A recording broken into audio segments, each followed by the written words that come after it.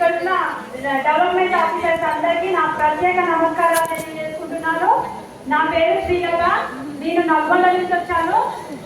మరొక మారుమూల గ్రామం, అది చిన్న ఊరు, పేరుపెట్టి గ్రామం మాది.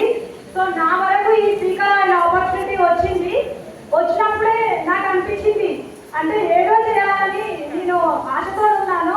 సో ఈ అవకాశం నాకు ఖచ్చితంగా అంటే నన్ను బాగు చేయగలుగుతుంది, నేను ఇంకా చాలా మందికి ఇన్స్పైర్గా ఉంటానని చెప్పి డిసైడ్ అయిపోయి నేను ఐడి తీసుకోవడం జరిగింది. నేను ఐడి తీసుకొని ఇప్పుడు నా అండర్లో వచ్చేసి 450 మెంబర్స్తో ఆర్గనైజర్ ర్యాంక్ కూడా కంప్లీట్ చేసుకున్నాను. ఒక 22 మంది ఫీల్డ్ ఆఫీసర్స్ అయ్యారు నా డౌన్లో. సో నా లక్ష్యం ఏంటంటే పల్లెటూర్లలో ఉంటాం కదా, సో వాళ్ళకి కూడా చాలా మందికి టాలెంట్ ఉంటుంది సార్.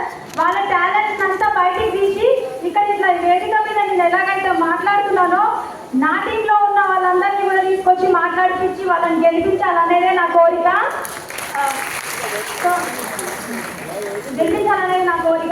నేను నా అప్లైన్స్, నా నల్గొండ టీం అందరూ నన్ను ఆడబిడ్డగా స్వీకరించారు. నా పేరు ఇప్పుడైతే నన్ను శ్రీకరాయి శ్రీలత అని పిలుస్తున్నారు సార్.